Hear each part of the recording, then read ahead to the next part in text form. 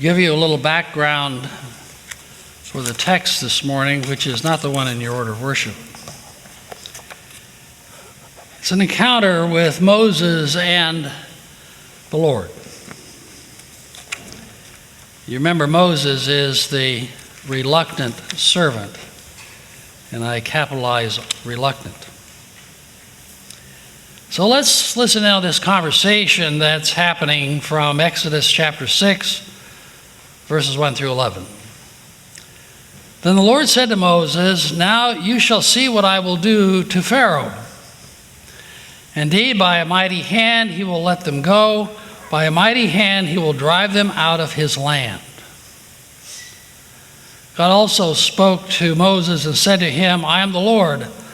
I am appeared to Abraham, Isaac, and Jacob as God Almighty, but by my name, the Lord, I did not make myself known to them.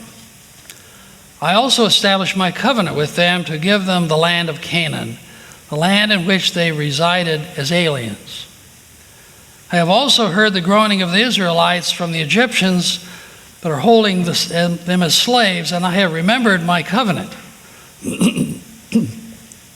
Say therefore to the Israelites, I am the Lord, and I will free you from the burdens of the Egyptians and deliver you from slavery to them. I will redeem you with an outstretched arm and with mighty acts of judgment. I will take you as my people, and I will be your God. You shall know that I am the Lord your God, who has freed you from the burdens of the Egyptians. I will bring you into the land that I swore to give to Abraham, Isaac, and Jacob. I will give it to you for a possession. I am the Lord."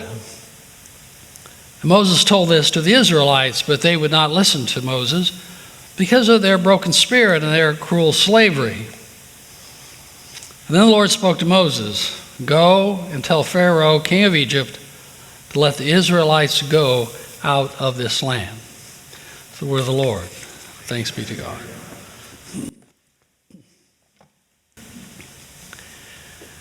I don't know how you heard that, but Moses was scared to death. And Moses, just a little history, gave the Lord a lot of excuses. You remember some of them? I can't do this, the people won't follow me, and they didn't. And then there were things like, I don't speak really well, so the Lord gave Aaron to speak for him. I guess it's not really good to tell the Lord no.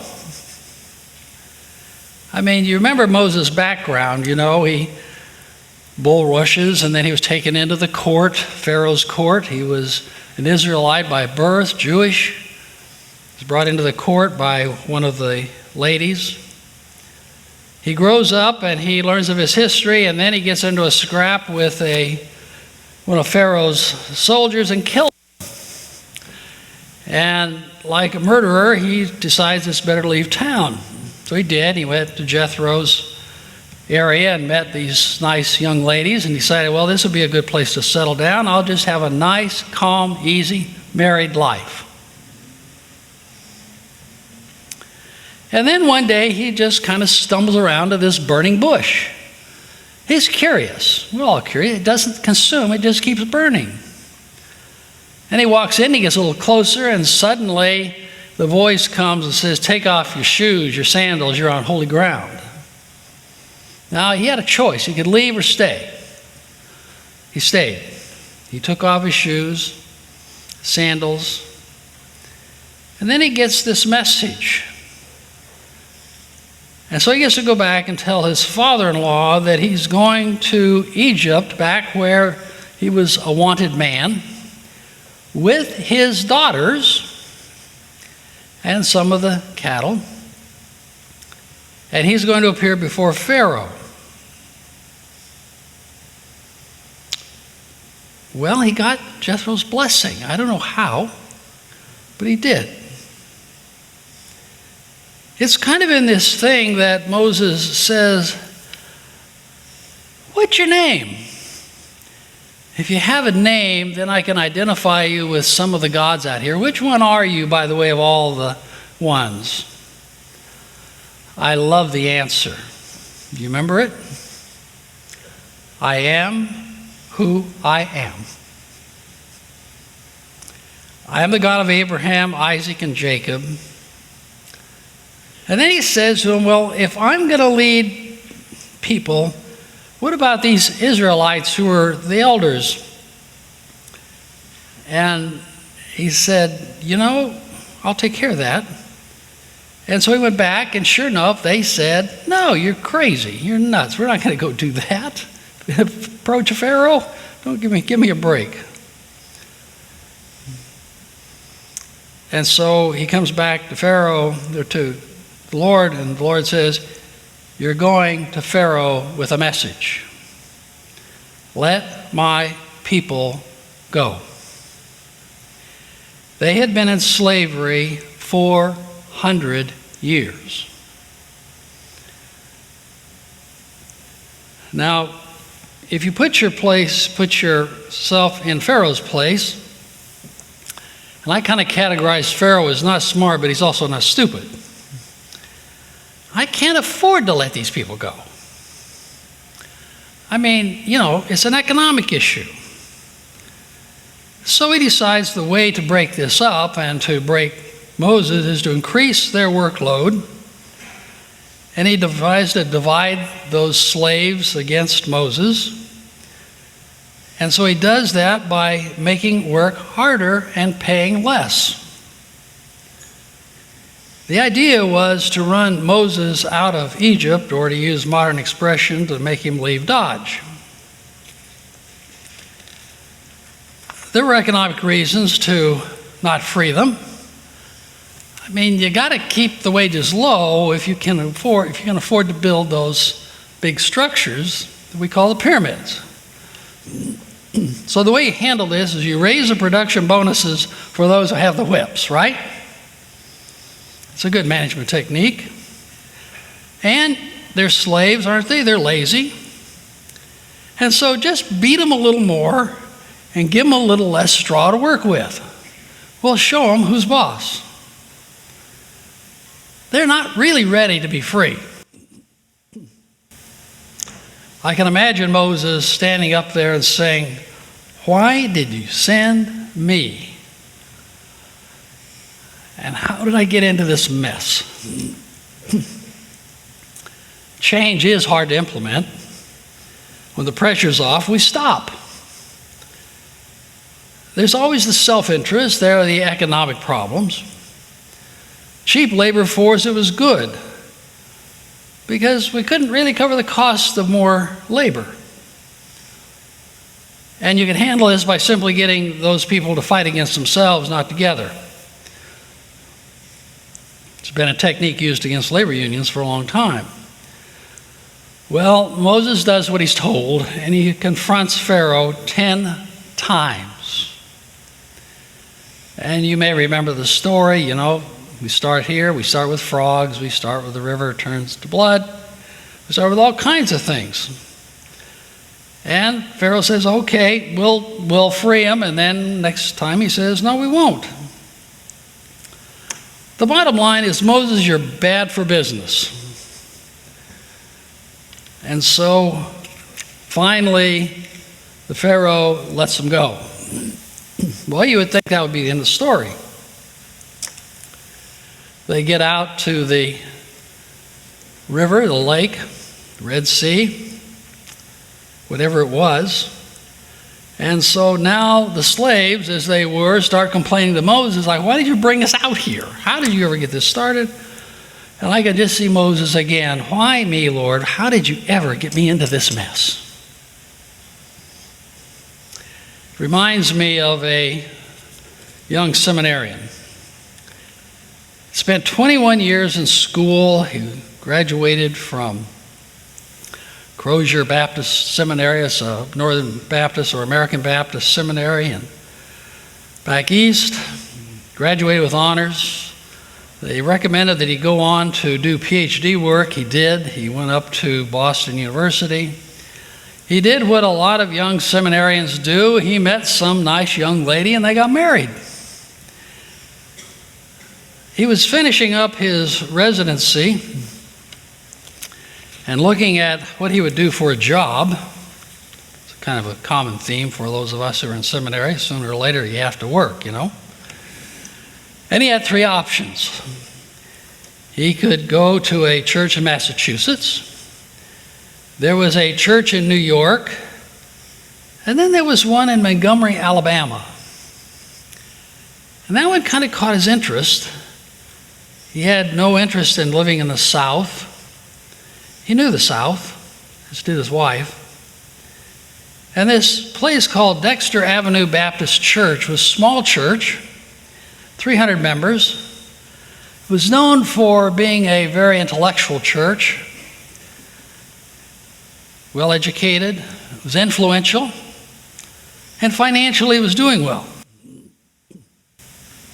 This young minister did not want to spend his life in the parish. He wanted to be an academic. But he thought if he was going to spend some time in seminary teaching, he needs some parish experience. So he decided for 3 to 4 years they would go down there. Now this was a big decision because his wife wanted to go to this conservatory. So she put those plans on hold. They went to the South to see it firsthand, not to participate, to see it. First year in Montgomery went easy. He did exactly what he planned to do. He had work on his dissertation to finish it up, and he did. Some of you think minister's job is easy. Well, he made it easy. Preached on Sunday, went to committee meetings. He taught on Wednesday night at the Bible study and teaching. He worked with a youth group, and he visited the sick. And that seemed easy enough, excuse me, and well enough until on December 1st, 1955, an employee of the Montgomery Fair department store was getting on a bus and was sitting there, and when they pulled up to another stop, there were some white men who came on board, and the bus driver told her to get up and let him have her seat. You know what I'm talking about. And she was tired. And she said, no. And so Rosa Parks was arrested. Well, there was a group in town called the Women's Political Coalition. Excuse me, my voice is a little cloggy this morning. And they heard about it. And the coalition was tied into the Ministerial Association, and they said, go bail her out. And they did. So things were brewing in the South. There was a volunteer committee set up at the First Baptist Church, and so they called for a boycott. It was just off the cuff. It wasn't to last long. Just one day, good boycott. And as the story goes, this young pastor was in the Dexter Church, and the senior ministers appointed him to go run off on the mimeograph machine. You remember those things where you used to crank them and the ink? They're a mess. He had ink all over himself. And so he printed up 1,000 copies of information about the boycott, which was to take place on Monday morning, asking those who had cars to pick up people at bus stops and transport them, but not to use the bus. Well, in the process of this, one of those flyers got to a maid in one of the homes, and she did not read English. Didn't read anything. So she handed it to her employer to read and tell her what it was. Well, they panicked, and they went to the newspaper and said, look what the blacks are doing in Montgomery. And so they published it on the front page of the paper. My goodness, wasn't that good publicity? I suppose the paper didn't think that African Americans would read. It's called the Advertiser. And so the Advertiser sends the copy of the memo all across Montgomery. Monday morning on December 5th, 1955, 50,000 people of color boycotted the bus system. As a result, the clergy in town said, we need more organization to this. So they formed the Montgomery Improvement Committee. It turned out that this young minister was late to the meeting. He couldn't find a parking place, and so he shows up 15, 20 minutes late, and he takes a seat. He's trying to kind of catch up on what's been going on in the meeting, and there's been a lot of verbal things. And over in the left-hand corner in the back, 3 rows about in that sanctuary, Mr. Rufus Lewis stands to his feet, and he says to the chair, I would like to nominate the Reverend Martin Luther King for this position. And Dr. King said before he could get to his feet, there was a second, and before he could decline it, all in favor say aye, and he's in. And he confesses that the first thoughts in his mind were, how am I going to talk to this with Coretta? We've agreed that I'm taking life a little easier, having time for the family, time here with her. Someone who went to the South to observe, and some sudden moment is in the middle of it. The week before, he had just declined a position with the NAACP to be their chairperson. I don't need this. I'm an academic. I've just completed my PhD. It's been accepted. I'm looking for a job in the North where I can teach. That's my calling. Why me, Lord? Why am I here? Fearful, inadequate, uncertain is how he describes taking on that position. 381 days later, the nonviolent doctrine had been adopted. He wrote it. The bus company was in bankruptcy and was negotiating a new deal. People of color could sit where they wanted, and not only that, there'd be a percentage of them who are going to be bus drivers. It's interesting that I've seen that bus. In fact, I sat in that seat. It stayed in the Montgomery junkyard until about 15 years ago when they put it up for sale in terrible condition, and the Ford Foundation bought it and moved it to Dearborn Village in Detroit, Michigan. So if you ever go there, there's a great exhibit with the bus that's been restored and some interesting historical documents. But that journey that Dr. King was on was to go to lots of places. You remember the Birmingham bombings where those young children were killed. That investigation went on until just a few years ago when we finally figured out who it all was. There was Selma. If you ever go down there, there's an interpretive center halfway between Selma and Birmingham or Montgomery. Great documentation the national parks have done on that whole march. A young man who just went to observe. Andrew Young, who was mayor of Atlanta several years back, said had it not been for Dr. King, and the country would look a lot different than it does today, and the city of Atlanta would look more like Beirut than a prosperous metropolis. The road was rough, and nonviolence was not easy. I encountered people like Bull Connors. There's a letter that Dr. King wrote when he was in the Birmingham jail, called The Letter from the Birmingham Jail. And if you have time, pull it up and read it this week.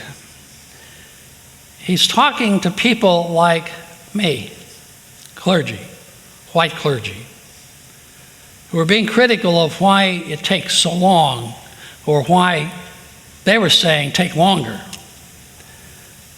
Listen to his response. We have waited for more than 340 years for our constitutional and God-given rights. The nations of Asia and Africa are moving with jet-like speed. Boy, excuse me while I clear my throat. Out of the microphone. I'll turn it off.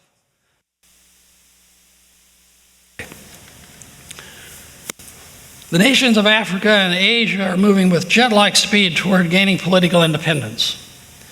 But we still creep at horse and buggy pace toward gaining a cup of coffee at a lunchroom sounder. Perhaps it's easy for those who have never felt the sting of darts of segregation to say, wait.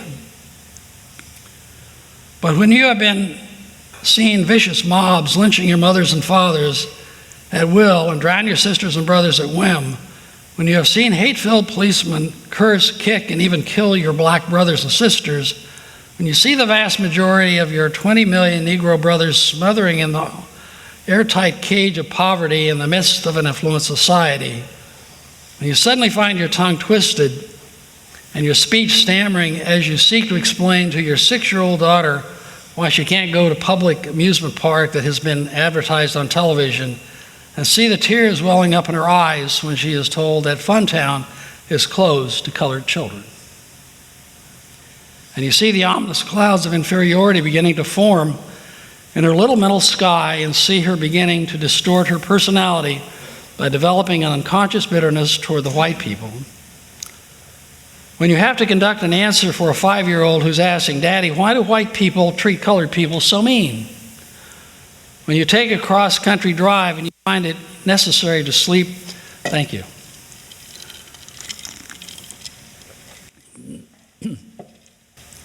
To sleep night after night in the uncomfortable corners of your automobile because no motel will accept you when you are humiliated day in and day out by nagging signs reading white and colored. When your first name becomes nigger and your last name becomes boy, however old you are, and your last name becomes John, and your wife and mother are never given the respect title of Mrs. When you're harried by day and haunted by night by the fact that you are a Negro, living constantly on tiptoe stance, never quite knowing what to expect next, you are plagued by the inner fears and the outer resentments. When you're forever fighting a degenerating sense of nobodiness, and when you understand why we find it difficult to wait. There comes a time when the cup of endurance runs over, and men are no longer willing to be plunged into the abyss of despair. I hope, sirs, you can understand our impatience,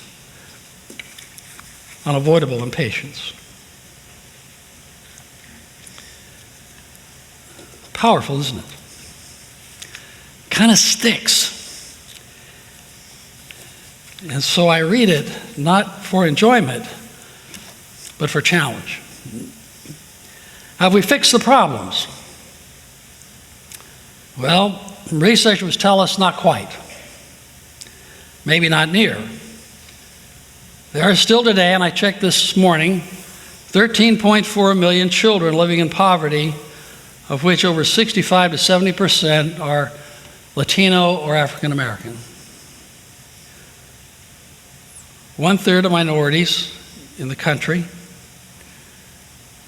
California has 75% of children in poverty. Of those in poverty are Latino or black. Total percent in poverty of children is about 19%. Years ago, it was true, and I think it still is, that black males are 3 times more likely to have a chance of being murdered than admitted to college.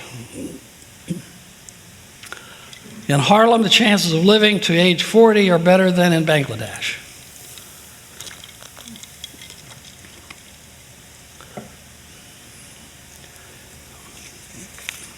It's soul-searching.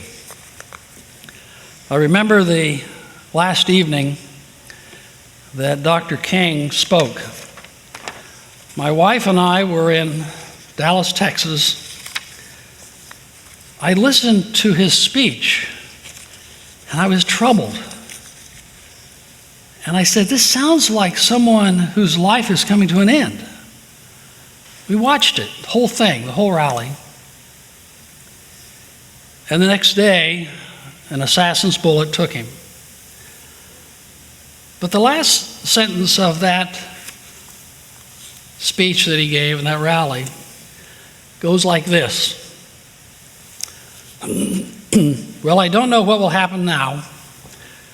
We've got some difficult days ahead, but it doesn't matter with me now because I've been to the mountain, and I don't mind. Like anybody, I would like to live a long life.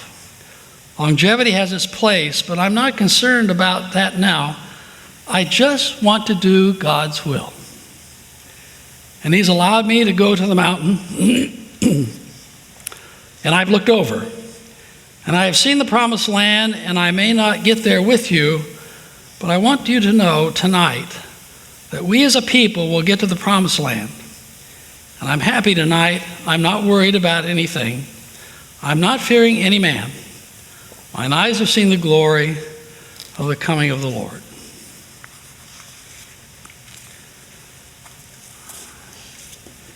It's a reminder that God calls lots of people to do lots of things. Not as big as this. This was one of those monumental moments. And it's not really a story of MLK or Moses. It's about what God does. He stretches us, sometimes beyond what we may even think we can do. And from the words from Micah, love justice, mercy, and walk humbly with your God. And so on this Martin Luther King Jr. birthday and celebration, we as a Christian church look and just simply say, thanks be to God.